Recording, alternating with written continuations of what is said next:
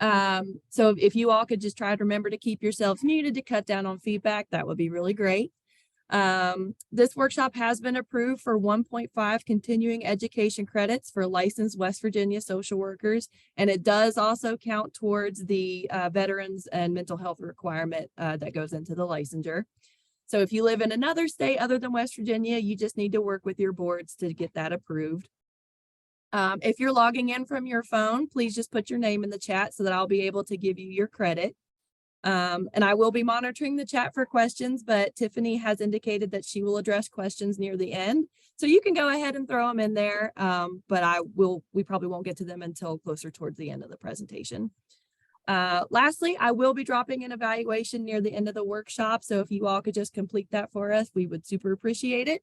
And with that, I'm going to pass it off to Carrie Rischel, and she's just going to speak briefly and introduce Tiffany. Hi, everyone, and welcome. My name is Carrie Rischel. I'm a professor in the WVU School of Social Work and the director of the Rural Integrated Behavioral Health Training Program, which is a HRSA-funded training program to prepare MSW students in integrated behavioral health practice. We hold 4 of these mini workshops each year and open them up for continuing education credit, and we're really pleased to have you here. So this is our 3rd of the mini workshop series, and we are thrilled to have Tiffany Hendershot here to talk about military social work, and I'm going to let her introduce herself and her roles and get us started. So thanks a lot, and Tiffany, you can share your screen if you'd like, I think, and we can start.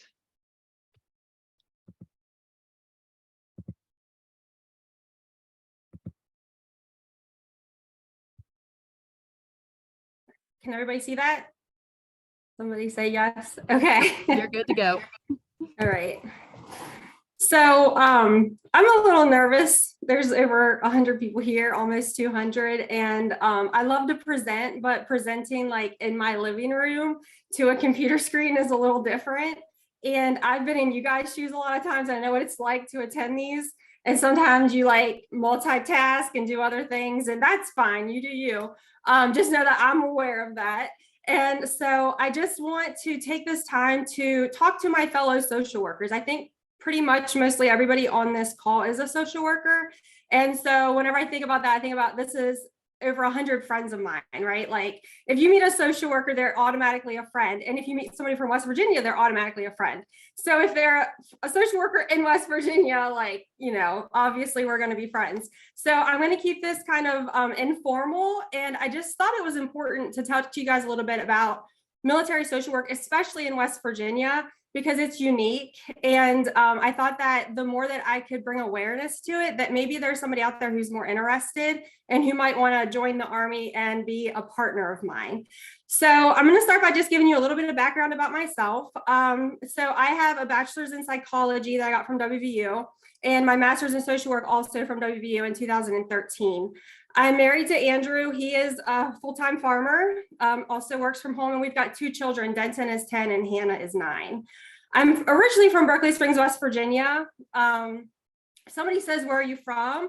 I always say I'm from West Virginia, even though I live in Pennsylvania. So it's kind of awkward whenever my husband and I go out to eat in a different location and they say, oh, where are you guys from? And at the same time, he says Pennsylvania and I say West Virginia. I just refuse. Like, I changed my driver's license, but I won't change my phone number. I still want the 304. You guys know what I'm talking about, right? Like if you're from West Virginia, like it's hard to give up. And I'm like, look, I married you. I understand I had to cross the state line, but I am West Virginia through and through. Like I only have a West Virginia license. I work in West Virginia. I spend most of my time in West Virginia. So my full-time job is I work for Marshall University for the West Virginia Behavioral Health Technical Assistance Center. And so that's grant funded through the West Virginia Department of Education. And what I do is I'm a regional coordinator. So the 8 counties in the Eastern Panhandle of West Virginia, I help their counties with the systems approach to behavior and mental health for their school system. So I do a lot of like PBIS, classroom management practice trainings, a lot of consults with schools if they're having some difficulties with certain students and things like that. So before I got that job, I was a school social worker and I worked in Morgan County schools and Berkeley County schools.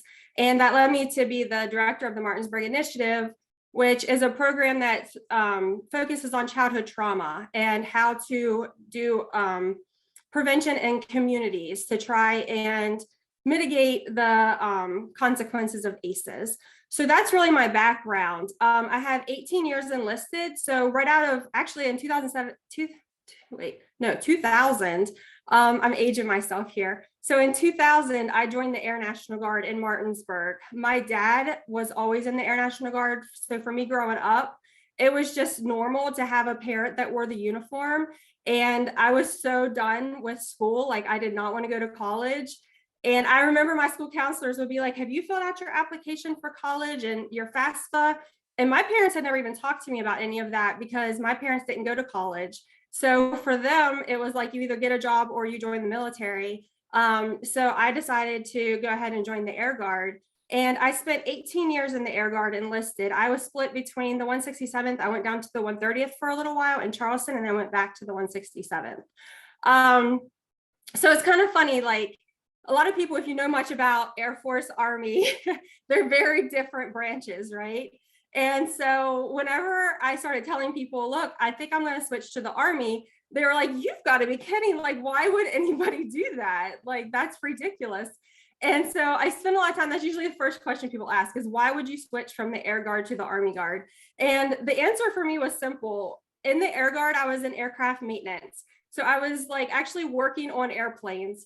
And if you would know me, you would know that is not me. That is not my personality. That was a job for me. It wasn't a passion of mine. It was something that I showed up one weekend a month and I did it.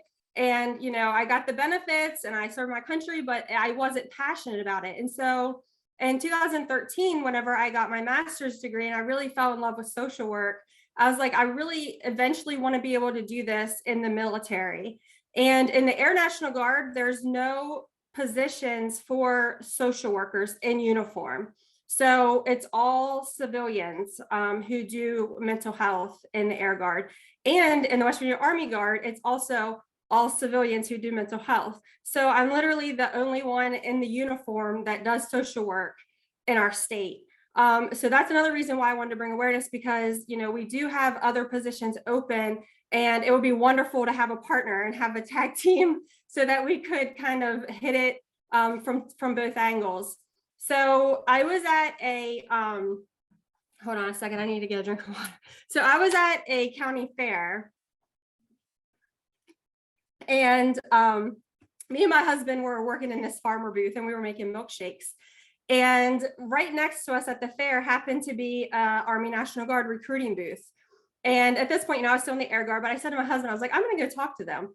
And he's like, you're ridiculous. I was like, yeah, I know. It'll be funny. Like, it'll be funny for me to go talk to them. And so I went and talked to them and I started asking them questions about social work. And they started telling me about all the benefits. And of course, they were trying to persuade me to join the Pennsylvania because the fair was in Pennsylvania.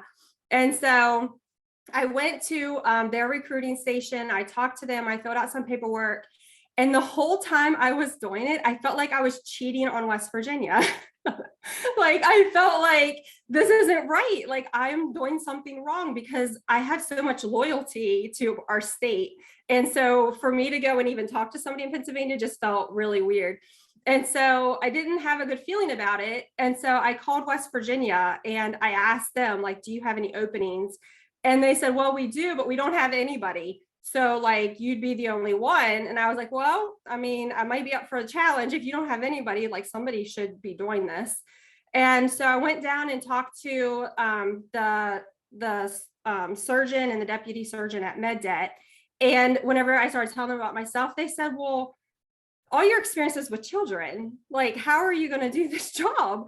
And I was like, that's a good question. So, you know, even though my experiences with children, I think that because we know about child development and how your upbringing affects you as an adult. And so I try to like sell it that way. And I also explain that I have a generalist degree. So I am trained in multiple different areas. And I mean, anybody who's taken a clinical license test knows, like, you're expected to know how to work in a prison, a nursing home, a school, an emergency room, like all in one test. And so that's the awesome thing about our degree. So I kind of had to sell that to them. Like, look, like, I am trained to do lots of different things. And I have specific training that you can use, like cognitive behavioral therapy. You can use it with children and with adults, you know, like a lot of this stuff, you just have to change it up a little bit. So they were like, okay, if you want to do it, then we'll take you. So I ended up getting a direct commission in 2018. So I went from enlisted to a captain basically overnight. And if you have any military experience, I was an E6, so I was a tech sergeant. So that was a big adjustment to go from being an E6 to a captain, plus go from being in the Air Force to being in the Army. So that's my introduction. I hope nobody fell asleep yet. And I just want to tell you real quick about these photos on this slide. So I'm very proud of the big photo because this is our talk. So this was our operations center in Kuwait. And as you can see, we've got the United States flag and we've got the state of West Virginia flag. And this was actually right outside my hut door. So whenever I came out in the mornings, this is what I saw. And our brigade was responsible for over 1,000 soldiers in theater, soldiers that were from all over the country. And so it was just really meaningful to me to see that like our state flag was over there. We were leading the charge and we were making a big difference. Also, the other picture, so all around they have these things called T-walls. They're like barriers because there's not a lot of separation between different areas. So they just put these T-walls. And a lot of times units will come and go and they will paint their T-walls to kind of represent their unit, represent their state. This one was one that's been there for a while, but one day I was going on a walk and I saw it and I was like, I absolutely love that one because obviously it looks like the bridge down in New River Gorge. And then it's got the castle because engineers, that's our symbol is the castle. So I took a picture of that and I just love that T-wall and to know that like that's over there all the time and that it's representing our state. So this is the T-wall that our unit did. And it was actually like right outside because you can see now I don't have a clear view of the flag anymore because this was towards the end of the deployment where we had then painted ours. And so you guys should be proud, right? Like, look what's on it. It looks amazing. And then on the sides of it, it has a list of all of our names, which is really cool. So that'll be there pretty much forever for everybody to see that like that we were there. So our learning objectives for today, I already kind of talked about it a little bit, but behavioral health officer in garrison, which in garrison means stateside, and then also on a deployment because you have a different role depending on where you're located. Also to talk about combat and operational stress control, that is kind of like the hub. That's what it's called. That's the guide that we follow whenever we're deployed. And just to talk about my experiences, my successes, my challenges, some of the ethical considerations, there were a lot of ethical dilemmas during the deployment.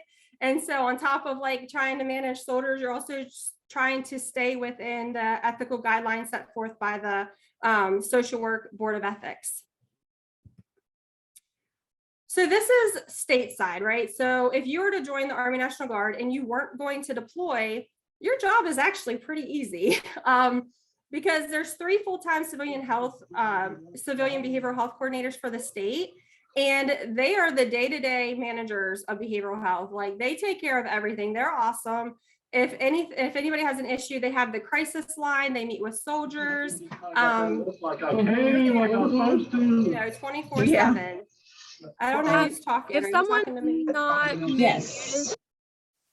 there we go. I think I got them. Yeah, so basically what my duty entails normally is just 1 weekend a month. And that 1 weekend, I'm usually in Charleston or I go to another armory. Sometimes I go to Camp Dawson, which is in Kingwood. I might go to Glen Jean or Parkersburg, anywhere around the state. And whenever I travel to those other locations, they pay for my travel, they pay for my hotel. So, you know, you guys can tell I love West Virginia. And if I'm going to drive a couple of hours, I'd like it to be in West Virginia. And, our state's beautiful and you get paid to do it. So sometimes I do special missions. So those are opportunities to do this job like during the week. So PHAs are physical health assessments and every soldier has to get those annually. And so part of that PHA is a mental health screening. And if soldiers answer yes to some of those questions, then they will come and talk to behavioral health. So they might talk to the civilians, which is normally what happens if I'm not around. But if I'm there, then they would talk to me and just kind of get a feel for what's going on. Sometimes we do referrals to agencies in their community and things like that.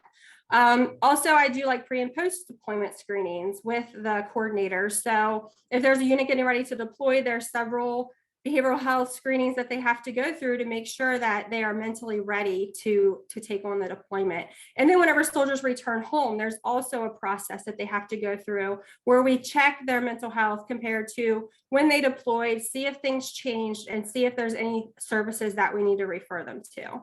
I also love to attend conferences. So I'm getting ready to do the EMDR training, which I'm really excited about. And the Army pays for that. And as far as like my military training, whenever I joined, I had to go to a basic officer leadership course, and that was about 5 weeks in Texas.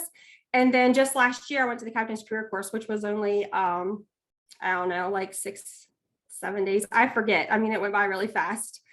Also, because you do wear the uniform, you have to do the normal Army stuff, right? And so they call it like the grunt stuff. And so that would be going to the range and shooting, doing land nav. And so in the Air Guard, I only had to shoot a weapon every 10 years. And then whenever I joined the Army, it was like every year, you know, you have to requalify. And so that was something that was new for me, but I like it, so I didn't mind. And then land nav, like I had never experienced land nav in the Air Force. Why would we need land nav? So there was a lot of learning that I had to do. A lot of people ask, like, what's the physical fitness training like? Like, I would love to join, but I don't think I could do the physical fitness. If you are in decent shape, you can pass the physical fitness test. It used to be where you just did a run, sit-ups and push-ups, but they have really like changed that now to make it more functional fitness. So think like CrossFit type stuff. And at first it was like the gender didn't matter, age didn't matter, and like so many people were failing. So they had to come back and change it up some. And so now, you know, I'm almost 40. So as a 40-year-old woman in decent shape, I can pass as long as I try, right? And then the last thing is just maintaining my credentialing requirements, because my full-time job at Marshall is not direct practice. So I do work 1 day a week, every Thursday in Martinsburg at a private practice to keep up those clinical skills. But the more years that you have as a clinical social worker, the less hours you have to have per year to maintain that credentialing as a clinician. So there's a lot of talks about non-combat deployments, right? I don't know, like, can you guys see at the top where it says you are screen sharing, or can you see my whole thing? Oh, we can see it all. You're good. Okay. So non-combat deployments, there's a lot of people that have a lot of things to say about these, because whenever you think about a deployment, you picture people at war, right? Like shooting guns and things like that. And so people say that's a real deployment. So if you go to Kuwait, that's a non-combat deployment, people say that's not a real deployment.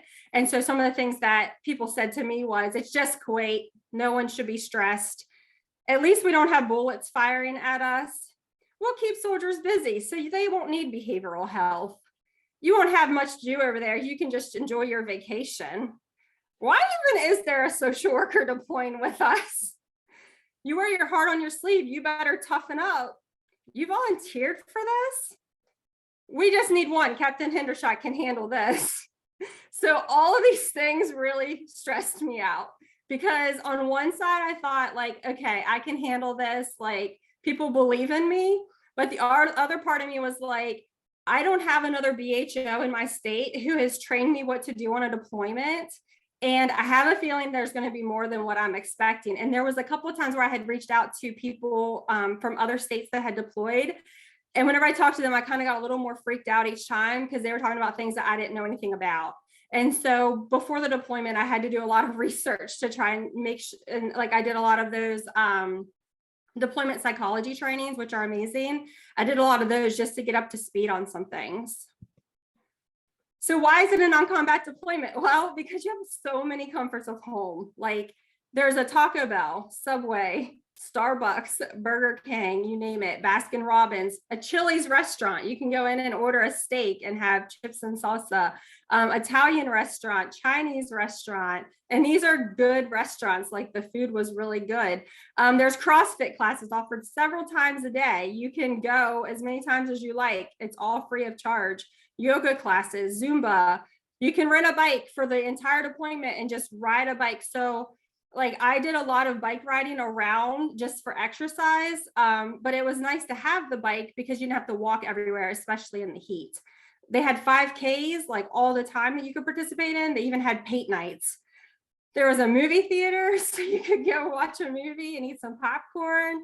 There was a shopping center. So a lot of people were like wanting to send me care packages, right? Like, oh, what do you need? And they would send me all this candy and chips and random things.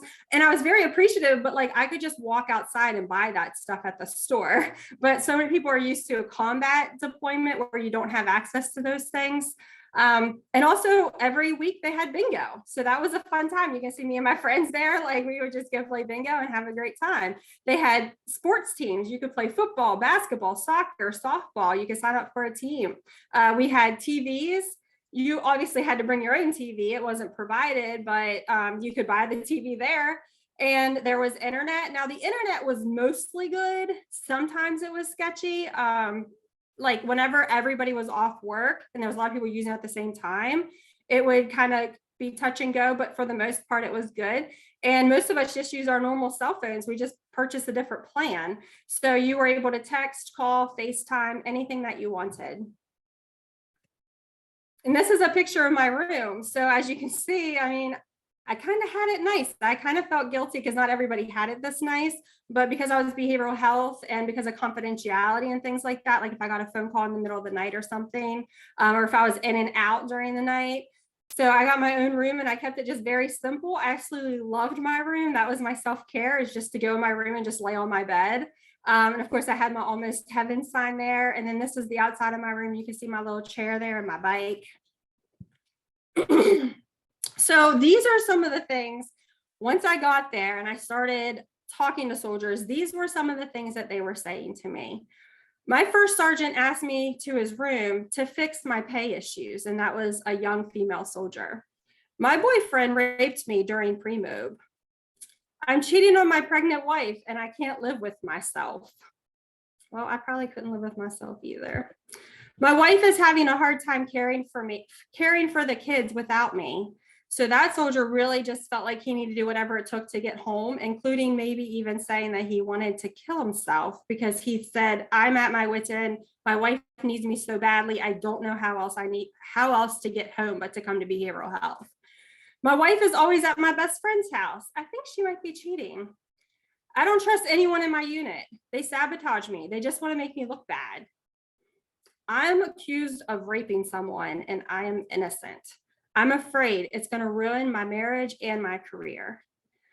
My spouse expects me to talk to them all the time, so I can't even sleep. I have ADHD, but didn't tell anyone. Now that I'm here, I can't manage it without medication. We saw that a lot. I got new pictures from someone in my unit. There are rumors going around about me that aren't true. I got caught with alcohol and I'm facing reprimand. It wasn't even mine. So part of the big issue over there was relationships back home. And that goes back to the fact that we had our cell phones on us all the time. So we could look on Facebook, right? We had Snapchat, we had TikTok, we had all the social media stuff. And so that actually worked against us because we were too involved in what was going on back home and not really focused on our mission there. We were like 1 foot here, 1 foot there. And the time difference really was difficult because we had like a 7 to 8 hour time difference. So the only time that I could call home and talk to my kids was 2 p.m. my time, because it was like 7 a.m. for them. So I would talk to them before they got home from school, because whenever they got out of school, it was like 10 or 11 o'clock at night. So I was already in bed. But some families and spouses weren't as understanding, and they would still expect their soldier to talk to them, you know, at 6 o'clock at night here was like the middle of the night, early morning over there. And so they felt this pressure of, if I don't answer, they're going to get mad at me or they're going to make things worse or whatever. And they felt the guilt for not being at home. So a lot of soldiers had sleep issues because of that. So thank you for your service, right? We hear that all the time. It's like, what does that even mean? So before I deployed, like whenever I was enlisted for those 18 years, I had deployed once to Afghanistan, but it was a very small deployment. And whenever people said to me, thank you for your service, I always thought like, I haven't done anything. Like, I don't know why you're thanking me for this. And whenever I was on this deployment, it hit me for the first time that your service is your sacrifice, right? So your service is your sacrifice. And what is sacrifice? Sacrifice is stress. So it really is like, thank you for your stress, right? Like I took on stress that other people didn't have to. And so whenever I put it into terms like that, I'm like, you're welcome. You know, it was my honor because I did enjoy the deployment, but was it stressful? Yes. Did I sacrifice time with my beautiful children? Yes. I mean, for my daughter to be in first grade and my son to be in fourth grade and not have their mom for 10 months, like that was very hard. You know, it was hard on my husband to be a single parent just overnight. So my family really had it probably harder than I did because over there, I had my meals taken care of. I had plenty of things to do. I made lots of friends that I could spend time with. And so the hardest part was for my kids, especially to be away from me for that amount of time. And my son, he didn't really talk about it a whole lot, but my daughter like broke my heart a lot of times because she was so upset about me being gone, and she would cry at school and she would cry whenever I called her. And it got to the point where I felt like as much as I wanted to talk to her every day, my heart couldn't take it. And so I had to start kind of putting up some boundaries on when we could talk and maybe setting time aside like twice a week to have like a real long phone conversation, especially FaceTime. Like I could not FaceTime unless I was in a mental place where I could handle it, because if not, it would just break me. Because she would want to FaceTime while she played and she would want me to play with her and stuff. And it was heartbreaking for me to not be able to be there with her because I knew that she needed me, you know. So this is a picture of me and my commander. This is Colonel Kincaid. He's amazing. He's from Southern West Virginia. And I just wanted to talk a little bit about the responsibilities that I had once I got to Kuwait, because like I said, what I did here with just doing the drill weekends, you know, and just talking to soldiers if they needed any assistance, it was a lot different than when I got over there. So one of the things I did a lot of was short-term individual and group counseling. And so with the individual counseling, they don't want to deploy people who are on current treatment plans at the VA or a private practice, because there's not availability over there to continue with that treatment. So if you're currently on, like you're currently going to the VA and you're getting therapy once a week, we can't sustain that in theater because there's, you know, like I said, there was one of me, right? And so there's no way that we can do that. So whenever I say short term, it was a lot of times whenever somebody would get a phone call and something happened and they were upset about it, or, you know, they were having issues with other people in their unit. And most times I would maybe meet with soldiers with like 4 or 5 times. And another reason for that was because like at any time they could be sent out to a different country, or I could be sent out to a different country. So, you know, part of doing that is building that rapport and getting that relationship. And it's hard to maintain that if that person gets sent out, and especially if you had a treatment plan and you were working on something and you had just gotten to the part where you're like doing their narrative or something, and then, oh, I have to go to another country. I'll be back in 4 weeks and we can finish up where we started. Like that, you can't do that. You know, you guys all know that. So we tried not to get into the weeds with like deep trauma or anything like that. If it was a situation like that, then they would have to go inpatient or they would have to be sent home.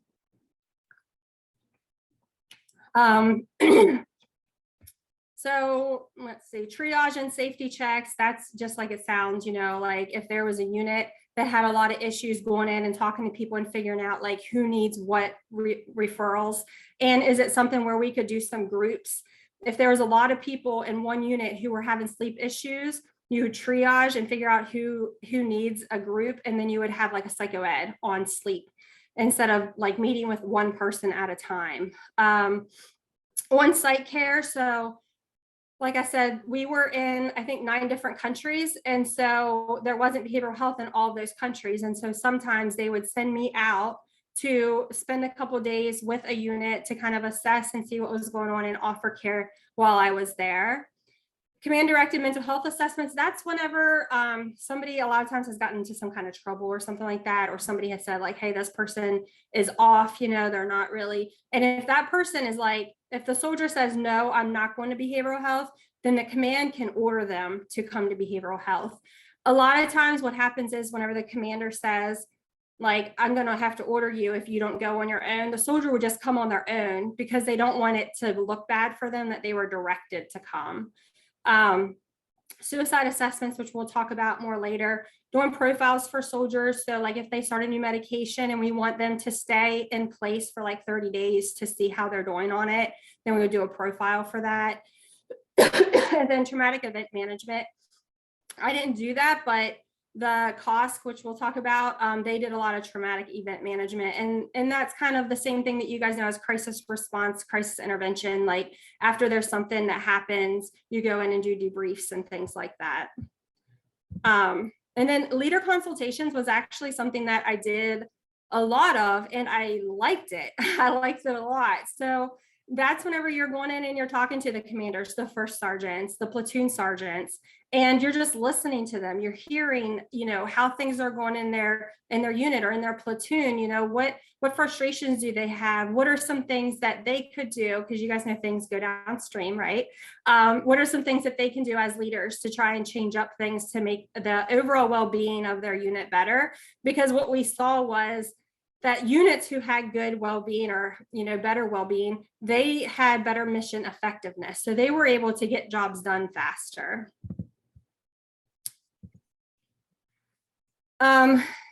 Administrative services. So that's attending lots of meetings, right? You guys know what that's like. It's like, there's a meeting for this, there's a meeting for that, there's a meeting for this. And so you had a lot of time in your schedule, but there were a lot of times where I was too busy. Like I couldn't go to all the meetings. And so other people would just share with me notes, or I would tell them like, hey, report out that this is what's going on. Documenting soldier care, obviously keeping notes, making sure that we're keeping track of which soldiers are from which units and what we're seeing from different units, because there was my unit, which was a brigade, and then there was a battalion under them, and then there were several companies under them. So what we wanted to know is if we're starting to see a lot of soldiers from one company that have anxiety or have stress or sleep problems or whatever, like maybe it's a bigger issue and maybe there's something that we need to look at in the entire unit. So it's important to track that data and then share that data with the commanders. And of course, coordinate with the medical staff, because we also had a clinic, a medical clinic that soldiers would go into. And so it was important for me to talk to the PAs and people that were in that, because if we were seeing the same people, right, if the same people were coming to them a lot and that were coming to me, we wanted to make sure that we were coordinating that care.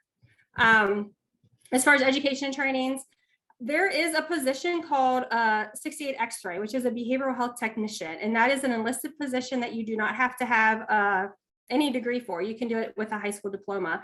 But there are a lot of people who have MSWs who are 68 X-rays because maybe they don't have their clinical license, or maybe they just haven't wanted to become an officer. There's several reasons, but there are opportunities, and I'll talk about what they do here in a minute.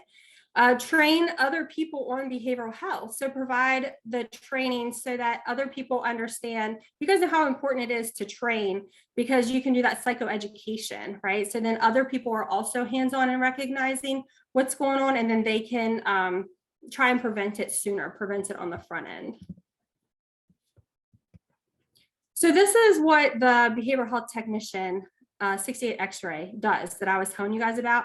Because we did have a 68 X-ray. Actually, we had two, but neither of them are with us any longer. And so I would love to have some tech support. So, and with clinical stuff, they can offer individual support, and they also do classes. They complete intakes with soldiers. They do a BHU pulse. So they administer a survey to the entire unit to find out like what are the trends that's happening, and then they put all that information in a tracking system, pull up all the data for us to share with the commander. They do trainings like, so 68 Whiskey is a medic, 68 X-ray is a behavioral health tech. So they work a lot hand in hand and help each other out. So they would train those Whiskeys on what they learned at their school for behavioral health, because a lot of soldiers don't feel comfortable coming to behavioral health if they have an issue, but they'll go to the clinic. So it's okay to be, broken physically, but don't be broken mentally. So they would go to the clinic. And so the 68 Whiskeys or the medics were the ones who would screen them first. So it was important for us to train them on what some things are that they should look for. So then they knew if they should refer them to us, or if they should at least let us know that they were coming there. They also provide a lot of trainings, and a lot of their trainings were small groups. So they might, like on a Monday, host a training at a picnic table, right? And like 10 or 15 people would show up, and they would talk to those people about whatever topic they had prepared. These are just some of the things that they would talk about. Operational stress, sleep hygiene. Sleep hygiene was huge. You guys can tell that's what we talked about most of the time. And then they did a lot of outreach. So that's where you walk around. We call it battlefield circulation. And it was an awesome opportunity to get out of the office, go out and see soldiers in their natural environment, and just get to know them and talk to them and tell them who you are and that we're available, so that we have a face to behavioral health, and they wouldn't be as like scared to come and see us or intimidated. So what did the engineer brigade do while I was there? What didn't they do, right? Like, this brigade was awesome. And I was so proud that they were from West Virginia. They obviously, as engineers, they do construction projects. There was our brigade had like 130 people, I think. So then everybody under us made up the other 1,000 that we were all, like, our brigade was responsible for everybody, 1,000 engineers in theater. And we were spread across 9 countries. So Kuwait, Iraq, UAE, Qatar, Bahrain, Afghanistan, Jordan, Saudi Arabia, Syria. So we were pretty much everywhere. And we had soldiers that were coming and going all the time, going to different places. So it was important to know, so you could check on them and see how things were going, especially if something happened in one of those countries while they were there. They completed over 500 missions, which is huge. Like, I think that they said that's the most missions that like anybody's ever completed during their deployment over there. I mean, we were busy, like we did not stop. Built Freedom Village. So we're going to talk about that here in a minute, but Freedom Village for over 5,000 Afghans. So whenever they were airlifting the Afghans out of Afghanistan, they were trying to figure out where to place them until they could bring them to the United States. And so Kuwait at Camp Buren, where I was located, was one of the locations. And so the engineers had to build this Freedom Village in a very short amount of time for over 5,000 Afghans. So they had to build, everything that, I mean, basically a whole community for the Afghans. Constructed areas for military renaissance and support. And then we participated in several different missions: Operation Spartan Shield, Operation Inherent Resolve, Operation Freedom Centennial, and Operation Allies Refuge, which is of course the one that I had just mentioned.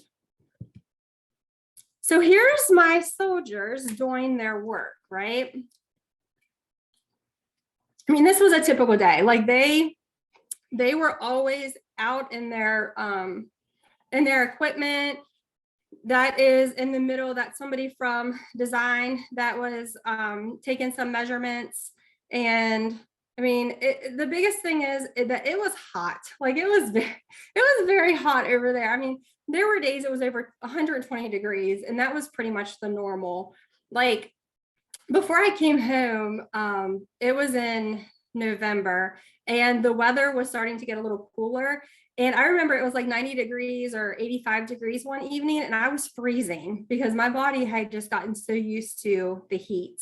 But why I asked, like, what do you see, is because whenever I look at this, I see the people, right? Like, I don't really see the equipment. Like, I know, that they're getting a lot of work done, but like, I'm curious, like, how those people are doing. And so anytime that I would go to a job site, I would look and see, like, where are the people? How are they doing? And I want to just check in with them and make sure that they're doing okay. So this is how I did that. One of my favorite things to do was to go out to the job sites, because you guys know the stigma with behavioral health, right? And so a lot of people aren't going to come to me. And if they do come to me, it's like last resort. So for me, it was get out there, right? Go where they are, be on their job site, see what they're up to.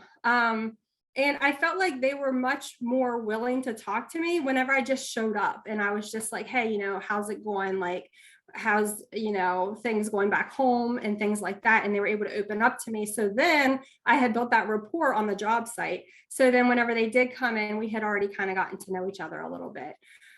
This other picture was me with a unit that had a lot of command and climate issues. And so we had seen on their unit needs assessment that there was a lot of people complaining about the unit. And it was a reserve unit, and the soldiers came from all over the place. And part of the problem that COVID had for us before the deployment, a lot of units were not getting together for drills. And so you had units that were deploying soldiers who had never met one another. So they didn't have that ability to get the unit cohesion in advance.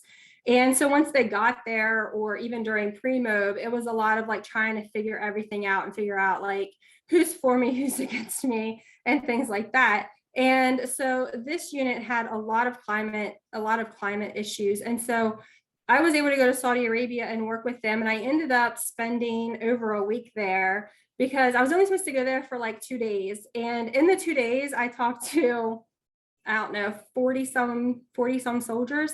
And I felt like I had ripped off a Band-Aid, because they all were just pouring out their souls to me about all of the issues that they were seeing with the unit. And so we had a phone conference with my commander back in Kuwait, and I was like, I don't feel right leaving them now, because I just basically opened a can of worms. And if I leave right now, like, it could be worse.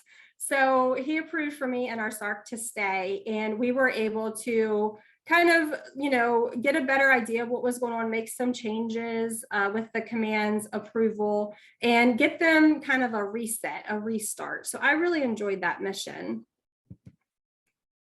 And like I said, how I love going out and seeing the soldiers.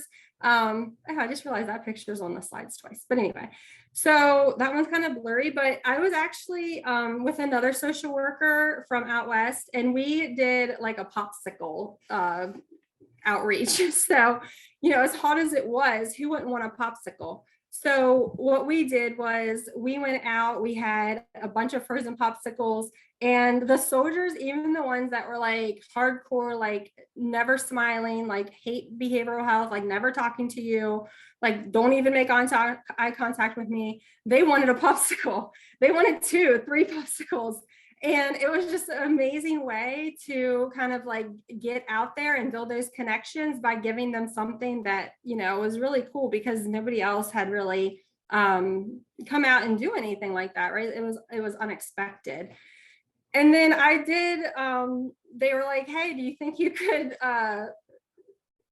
could help? Like, they were kind of making fun of me. And I was like, yeah, I'll help. And I don't I have this on video, but I would never show it, because whenever I swung it, I totally missed and made a fool of myself, but they loved it, right? Like, they don't care, they loved it.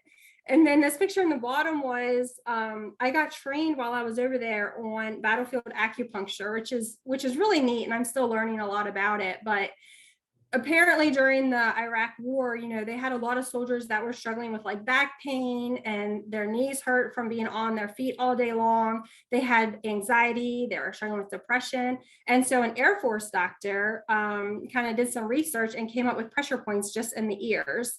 And so now there is battlefield acupuncture, and it's been, approved and everything. And so I was able to get the training for that and offer it to my soldiers who were having problems. It pretty much helps with everything, sleep. We also did alpha stem, which was something I had never heard of. But now that I know of it, I'm like, hey, like, we should do this more on the civilian side too, because it was little probes that you put on their ears. And it's also proven to help with sleep and anxiety and depression. So soldiers would come in for 20 minutes, and we would just put the probes on their ears and get them started. And they would just kind of relax as they had the treatment. Sorry. Wow. Whew, that was a lot. I don't know if you guys are even still here, but I'm talking. Okay. So this is the behavioral health clinic that I was telling you about, the cost, the combat operational stress control.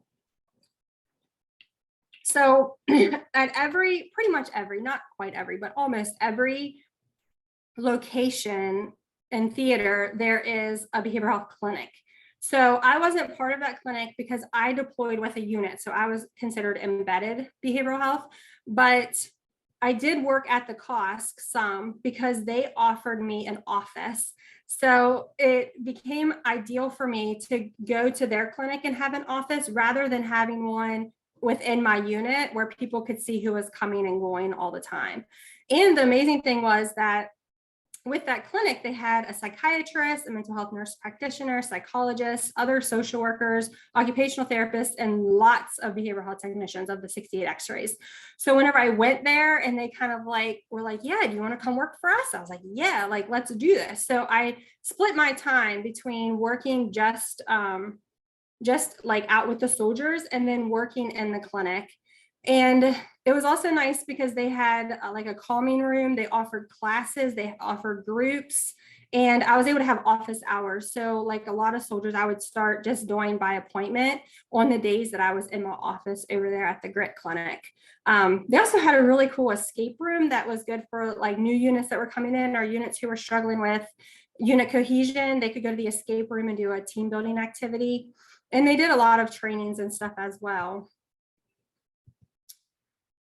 So here's my bit on mental health stigma because Lord, yeah. So like the first month I was there, they said, hey, we're highlighting, you know, each person that is doing something like special staff.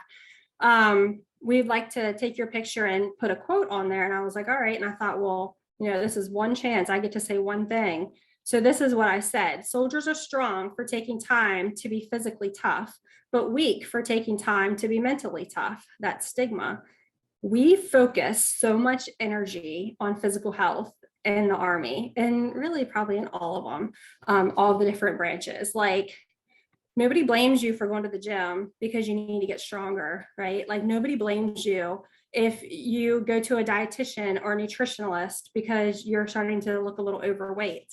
But why do we view it when somebody says, hey, I'm just starting to feel a little more stressed, you know, like, is there something you can do? Like, can I talk to you? Can you help me out? Like people have a really hard time accepting that that's no different, you know? And so what I see is that the majority of the Army is still, don't cry, be tough, suck it up, march on, right? That's what we're told all the time. Like, weakness is not an option. So 60% of our soldiers will never seek care because why would they, right? We're talking out of both sides of our mouths because we're saying, be strong, be tough, be mentally tough, right? Don't cry. We're saying that. And then we're saying, it's okay to reach out if you need help.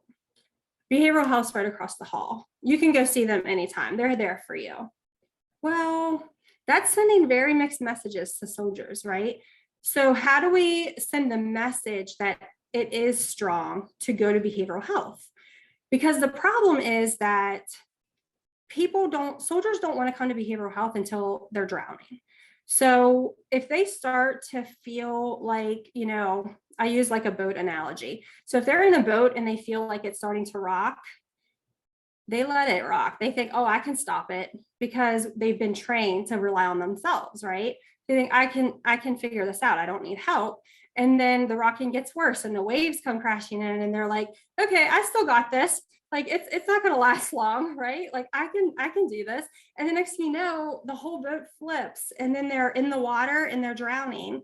And then they start crying out, I need behavioral health. I need behavioral health. And at that point, their symptoms have gotten so severe that it could impact their career. Their symptoms have gotten so severe, it could impact their career, right? If they had called me when their boat was rocking, or even whenever it was starting to, like the waves were really coming in, if they had called me then, if they had come and reached out then, I could probably have done some things to help them out. And it would have been all under like completely confidential. Like there would be no reason for anybody to even know that they talked to me. But whenever it gets to the point where they're going to need a treatment plan, they're going to need prescribed medications, they're going to need to be sent home, like they've gotten flipped out of that boat, it's really hard for me to rescue them without telling other people like, hey, they're in the water. We got to do something with this. So what that does is that makes the mental health stigma worse, because what do people know? If you go to behavioral health, it's going to hurt your career, right? That's what people think. Yes, because you don't do it soon enough. If more people did it sooner, then that wouldn't be an issue. People are too scared to reach out in the beginning, right? Like, you start going to the gym, you start slow, right? Like, you don't just go the first day and lift 120 pounds. Mental health is no different. If you start to feel weak, you have to start a little bit at a time and build your strength up. Everybody has to start somewhere. So what I learned was, I'm not going to get anywhere sitting in the office all day, because I won't want to say most, but many of the soldiers that came to me in the office were kind of on that ledge of like, I don't know if there's a lot I can do at this point. So what I found was, don't go in the office so much and go out to the soldiers, go out. We call it tailgate medicine, because it's basically like you're driving around, you drop the tailgate, you sit there, you just chat it up with soldiers, you hand out popsicles, you start, talking to them about the job or whatever, you build rapport. And then through that, they'll start saying, I have kind of had some trouble lately with my sleep, or, talk to me about issues with their family, whatever. And then it's not even written anywhere, right? That's just two people talking. There's no diagnosis. There's no treatment plan. It's just, you're just talking to somebody to get some support. So the problem that I saw with behavioral health self-report screenings, and you guys, I don't know where all of you work, but you may have seen this as well in your jobs. But when you ask somebody to complete a survey, and it's got like 50 questions on it, say it's got the PHQ-9, the GAD-7, all of that, right?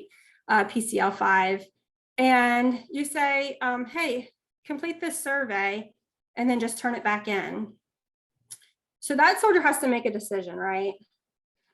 Am I gonna tell the truth, or am I gonna lie? And so if I am really struggling, but I don't want anybody to know that I'm really struggling, then should I mark all no's? Because I want to go on this deployment, because I don't want to throw any red flags, because I want to make sure that, my family is taken care of. Because whenever you deploy, you make the money. So some people do deployments for other reasons. And so they would lie on those screeners. They would say all no's, even though they had some yeses. And then they would get to Kuwait, and suddenly they started having a lot of these symptoms. And so those like pre-existing conditions that they kind of hid from us all surfaced during the deployment. And then once I was on the deployment, what I saw with the screeners was that some people did not want to be there, right? No.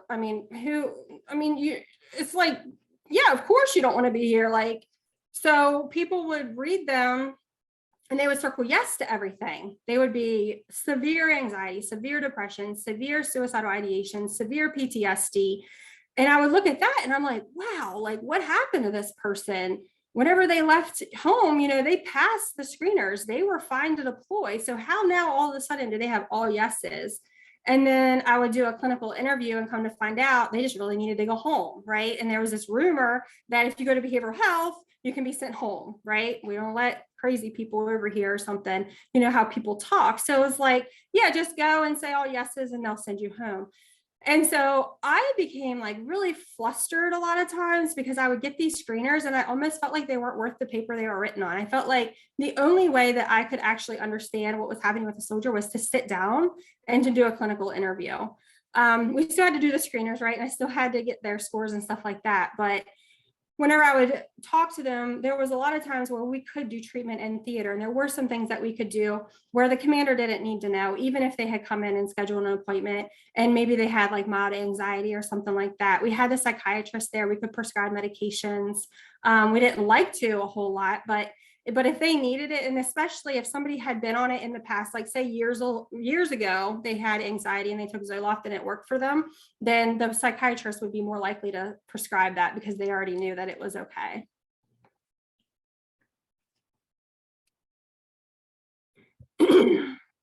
So speaking of me drinking my water, this This is kind of how I explain stress to soldiers during the deployment.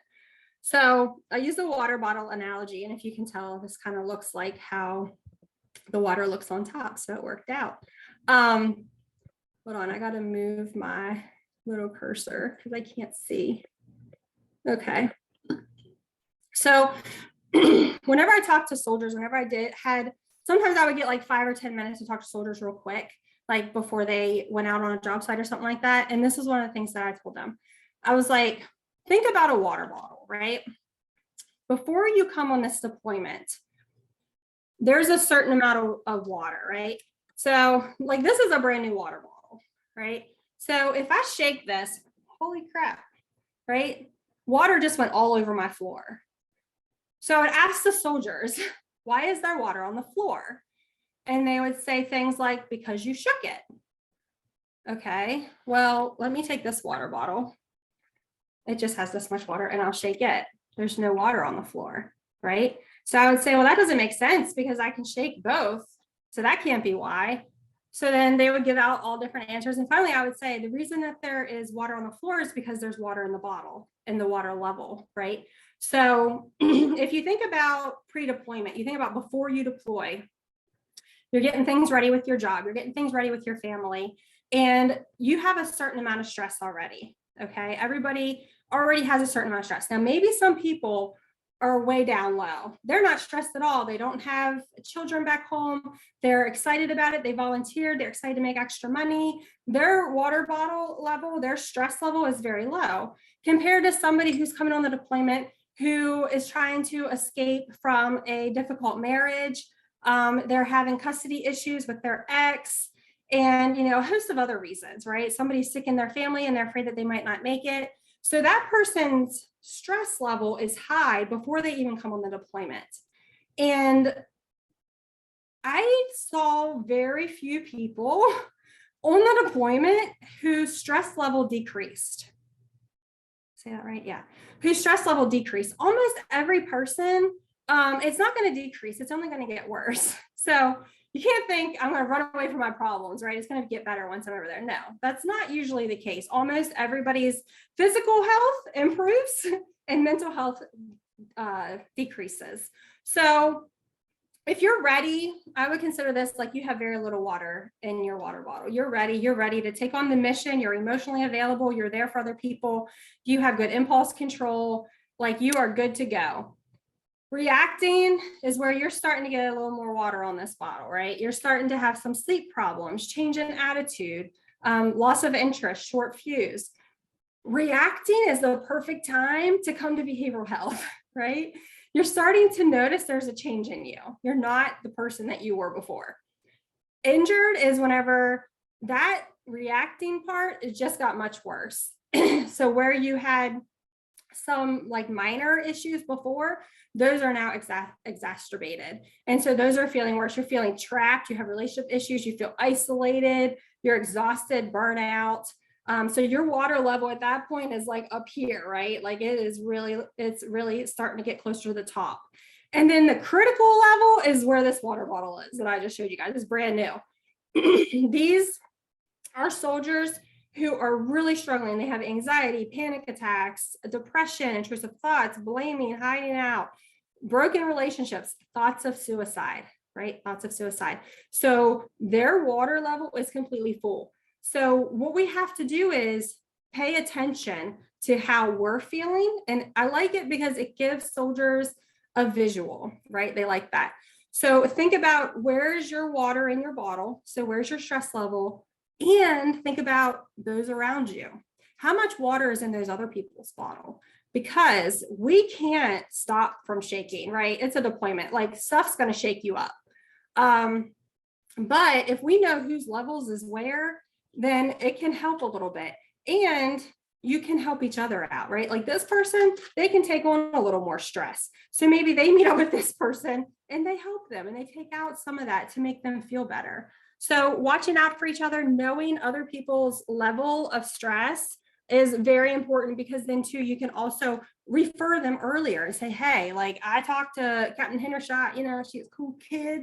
You should go talk to her now, talk to her early before this becomes a bigger problem. This picture is of a soldier that was having a lot of stress due to his unit pressures and things like that. He's a very young guy, but he was a lieutenant and got placed in the position as a commander, and just like most of his unit was older than him, and he was just really having a hard time. So I literally just took him and we went to the beach. We went to the Persian Gulf, and he just sat there like that for so long and just watched the waves, and just like got in the water a couple times, and we sat and talked a couple times. And he told me that if it hadn't been for me doing that for him, he would have definitely been in the critical. Like he was right on the edge.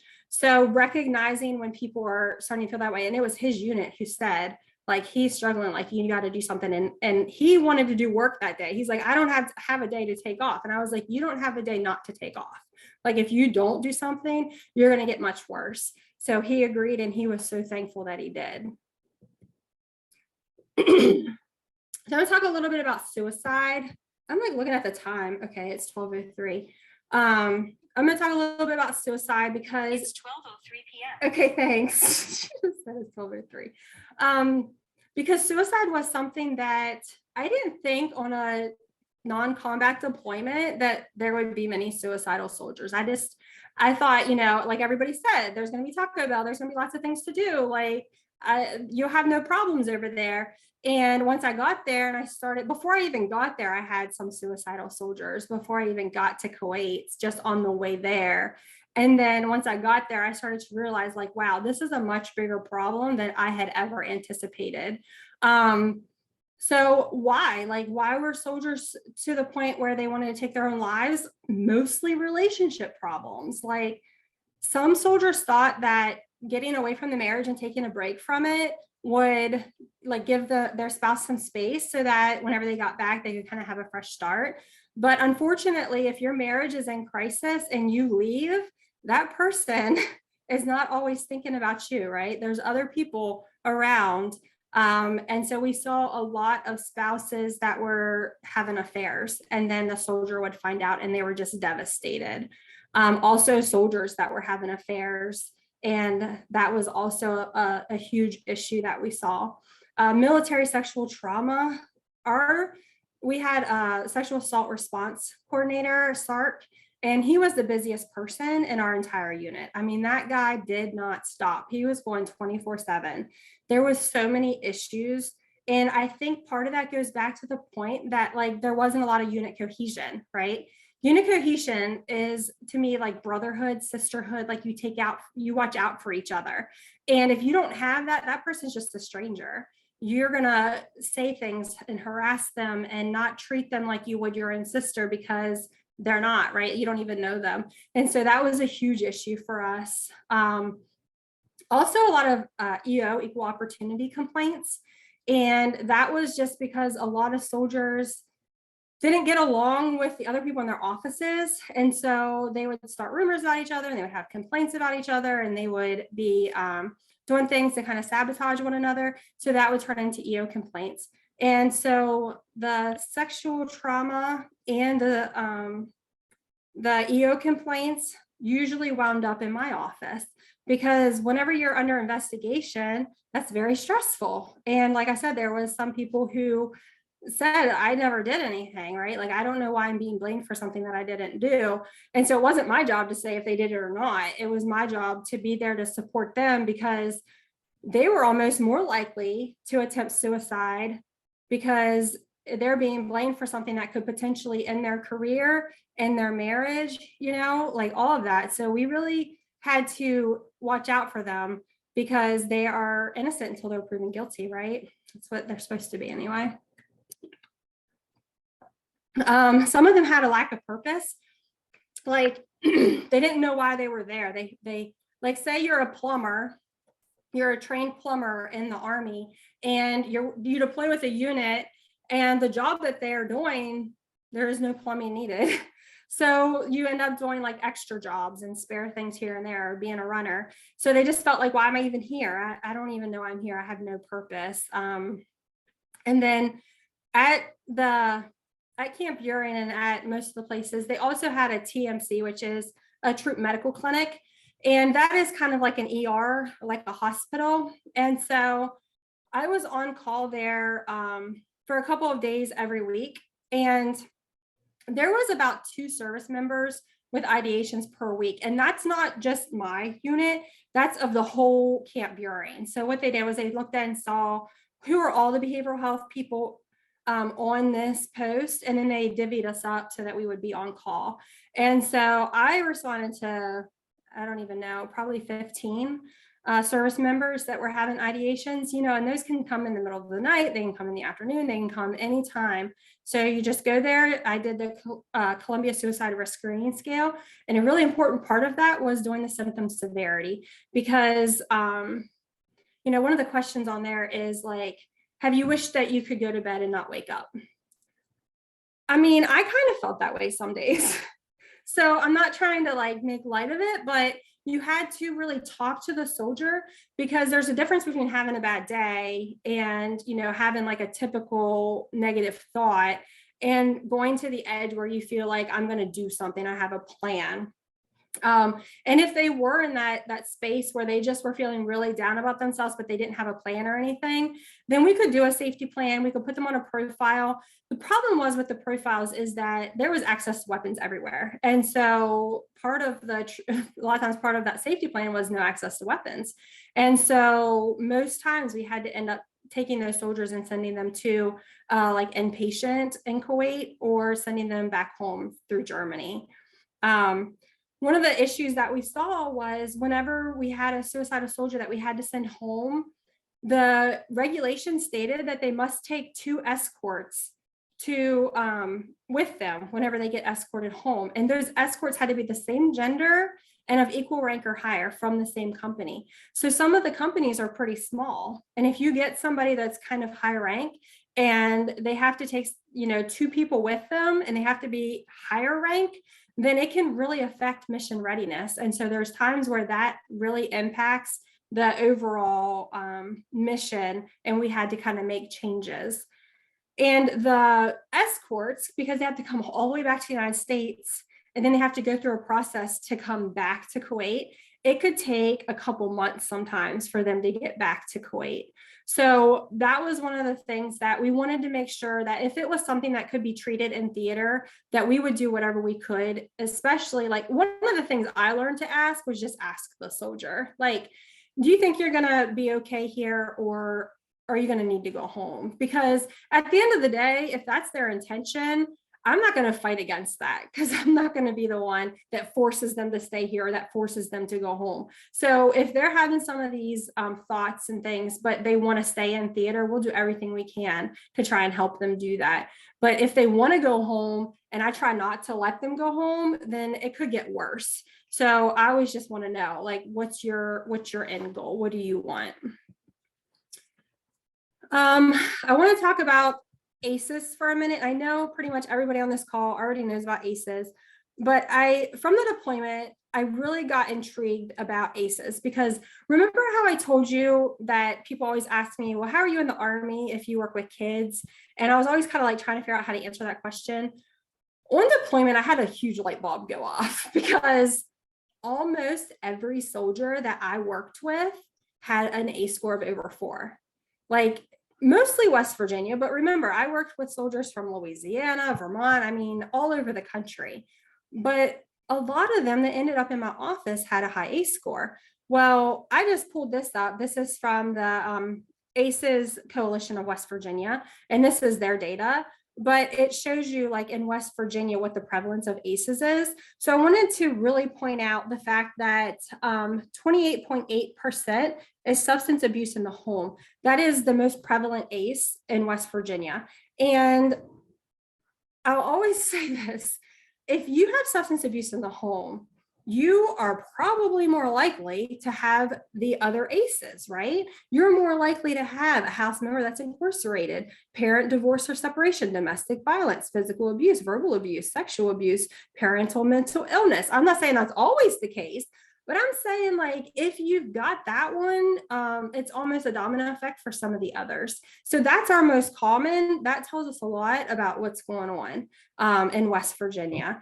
And we all kind of already know this, right? Like, working in the school system, I know that we're having a lot of students that are coming to school that are living in environments where they don't feel safe. So if you're in an environment as a child and you have, you grow up and you get to high school and you got to figure out what to do with your life, what are you going to do? Well, research actually shows that people who join the military are more likely to have a higher ACE score than the civilian population. That makes sense, right? Because, I mean, not everybody, but there's a lot of people who join the military to get out of a situation at home. They want to get away from their parents. They want a fresh start. They want to do better than the generation before them. And they don't have money for college, and the Army will take very good care of you, right? They'll give you a place to sleep. They'll give you something to eat 3 times a day. They'll train you. They'll pay for your college. They give you health insurance. I mean, there's so many benefits. So a lot of people are really smart and they join the Army to get away from all of that. So this one down here on the bottom, and this is West Virginia, and it says 50%. So of the people in West Virginia who have 4 or more ACEs, half of them also have depression. All right. So whenever we're recruiting people to join the Western Army National Guard, if they have a high ACE score, it's more likely that they'll have depression. It's more likely they'll have other mental health concerns. So I don't want to get on my high horse because I could do a training just on this specific topic, but I just wanted to kind of touch on it for you guys. I'm watching the clock. I know I don't have much time left. I want to show you, actually, I don't know, maybe I should skip it. This is the video that my unit created while we were over there. I'm going to show it because it's not very long. And you guys, this will also give me a break to just take a drink of water. It's not very long. This is a video that our unit created for Veterans Day while we were deployed. Let me see. Let me know if you can't hear it, okay? If you can hear it, I don't need to know. But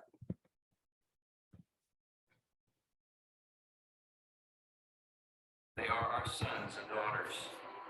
They are our fathers, brothers, our friends, our neighbors. But most importantly, they are our veterans. Each one of them raised the right hand.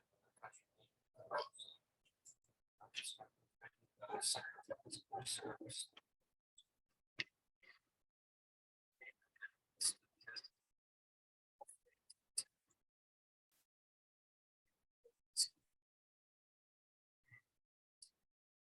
Hey, Tiffany, I think we're actually not able to hear your video.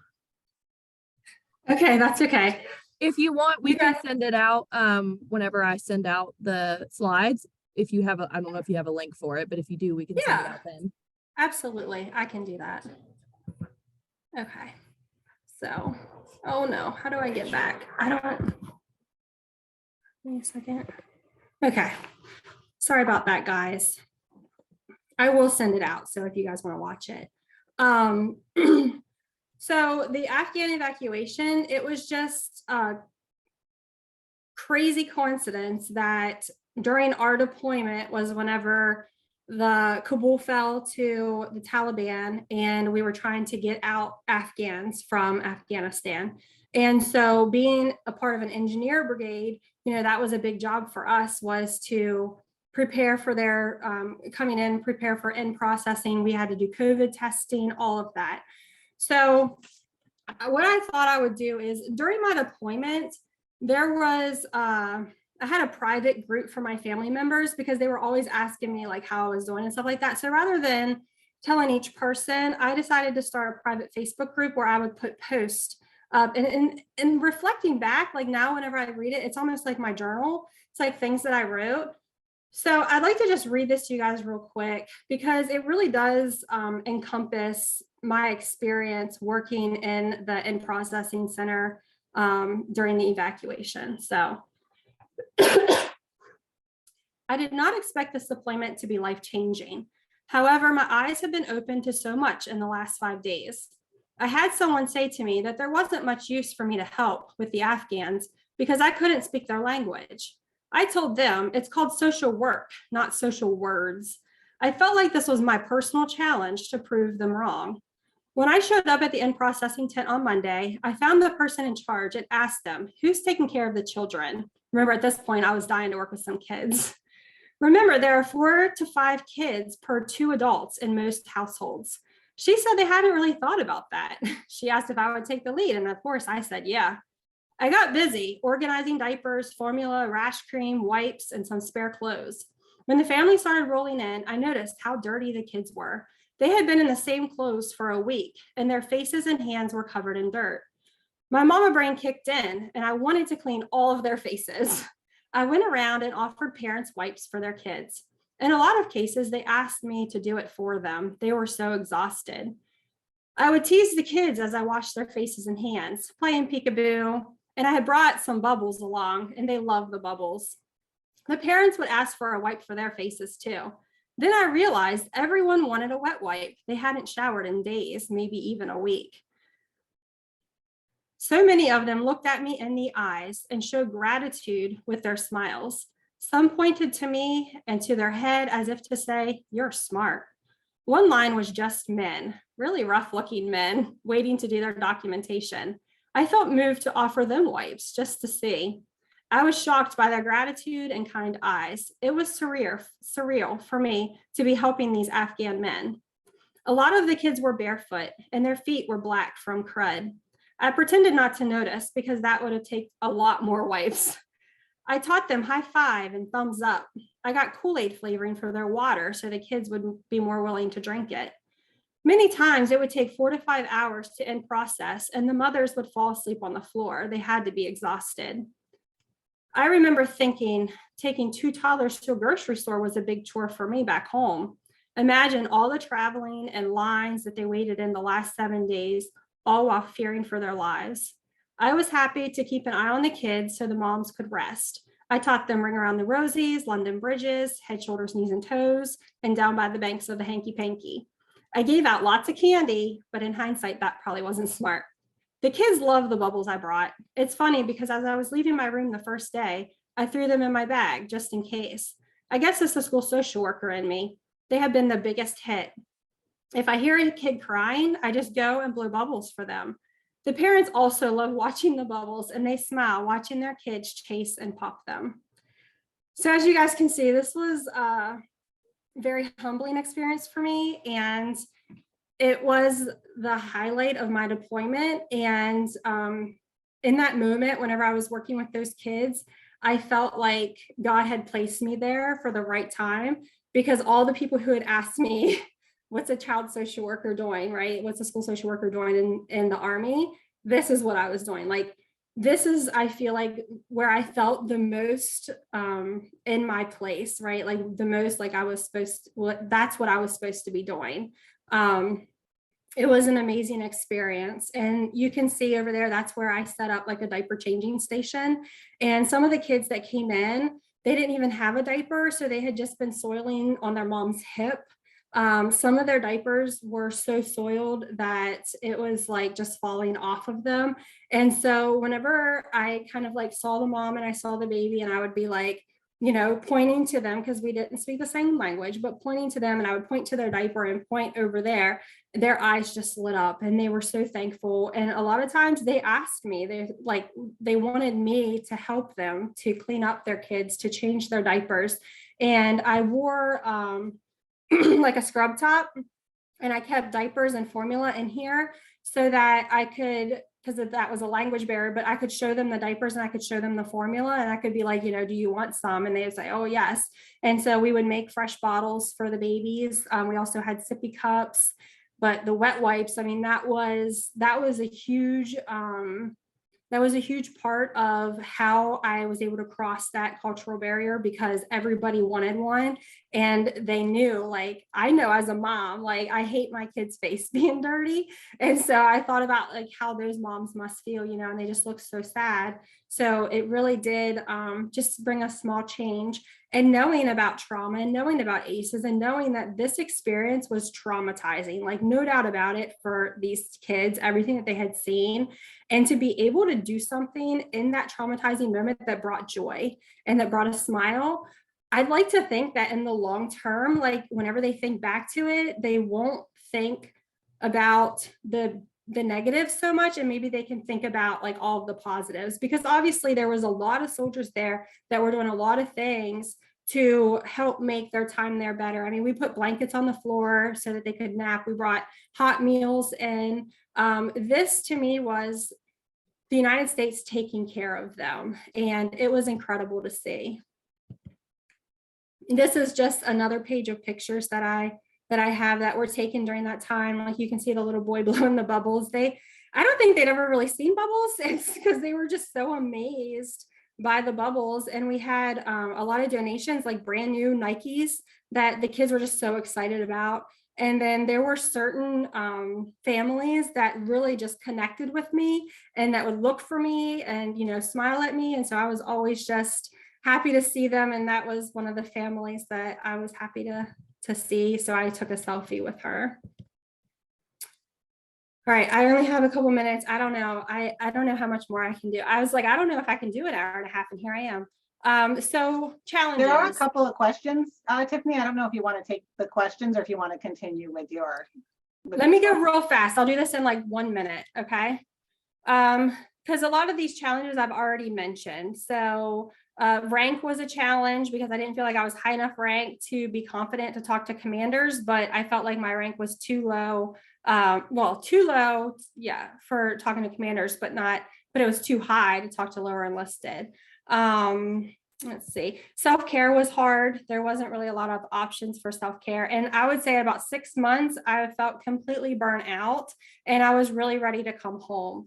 Obviously, my biggest challenge was being away from my husband and my kids. This is how we did our relationship for 10 months. It was just over FaceTime. And so that was a huge challenge. Some of the ethical dilemmas, and I've already talked about a lot of these, but confidentiality, keeping soldiers' privacy, making sure that people didn't find out that they were coming to see me or what their issues were. Boundaries was huge because I was embedded. And so I wanted to be friends with people, but I can't be friends with people who are potential clients. And so I had to really keep those boundaries. And then there were some people that I had become friends with that if they needed something, I would have to refer them out.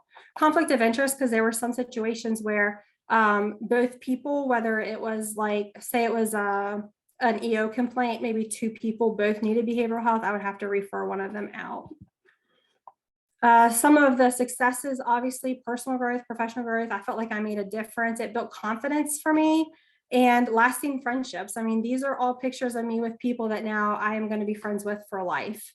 And gratitude for my family. Now I know what it's like not to have them. And I think I did get tough, maybe too tough, because now people are like, you need to calm down a little bit. You know, like I've been told I was intimidating and I was like, wow, I never thought anybody would ever call me intimidating, but I think the Army did that. This deployment did that.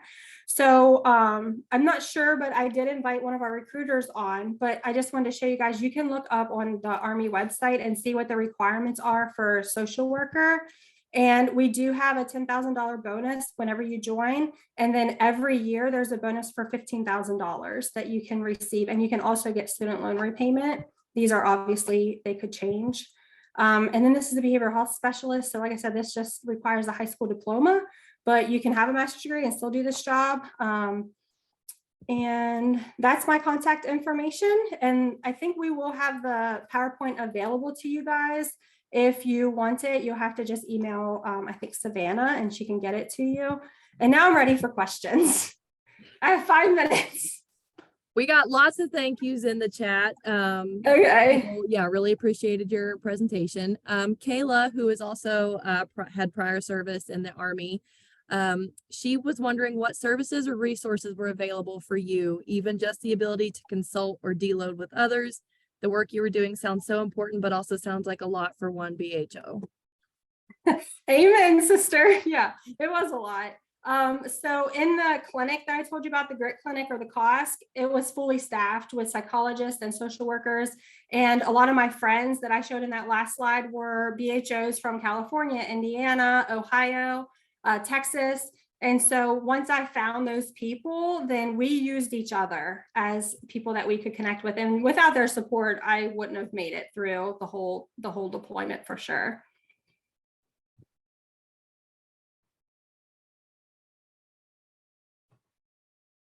I Still think that was getting a the lot only of thank yous. Oh, sorry, Carrie. specific question. Right, I think that was the only specific question I saw. But since we just have a couple minutes left, I just really wanted to thank Captain Hendershot for coming and sharing her experience. I think is invaluable for me and for us to hear, you know, the experience of a deployed behavioral health officer in the Army and really just get that firsthand, you know, perspective on the work that you do. And I just want to thank you for that. And thank you for sharing it with all of us here today. It's really, really good to hear. So thank you so much. You're welcome. It's an honor for me. Like, I'm excited that I got to share with you guys because, you know, like something exciting happens and you want to tell your friends. And I'm like, oh, this is like cool social work. Like, I want to share it with people. And so I thought about presenting at the NASW conference last year, but then they said it was going to be virtual. And I was like, no, I don't want to do virtual. I like to be in person. Like, I want to meet people and talk to people.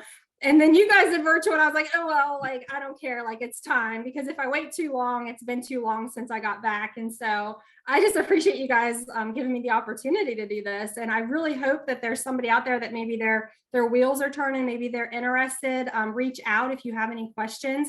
And if you go to recruiting, tell them I sent you, because I can get like a ribbon for that, you know. So no other questions? No questions right now, at least not yet. Lots of thank yous still. Encouraging you to do the NASW presentation because they are having a hybrid conference this year, I believe, in person and some online. So Really? It would There's still be. There's a few people sharing their own, having people with similar stories in their families who have been in the military and thanking you.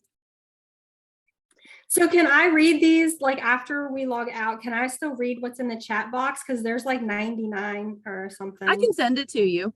Okay, that would be good because I'd like to read what everybody said. I love feedback. Yeah, it'll give me a copy. Yep, and I can send that to you. Well, and if any of you guys want, like, you can, if you guys work someplace and you thought this training would be good for your employer or, you know, where you work, just let me know. I'll do this training as much as needed.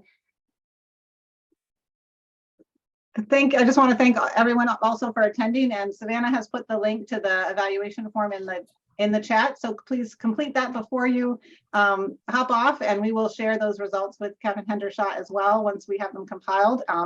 And your CE certificates usually take a week or two to come out to process, and Savannah will get those out via email. So thanks everyone. Have a great rest of your day and stay warm this weekend. It's very cold. And windy. And windy.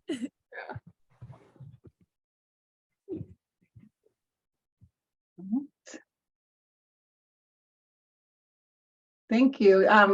Tiffany, if you want to stop your share, okay, then we can.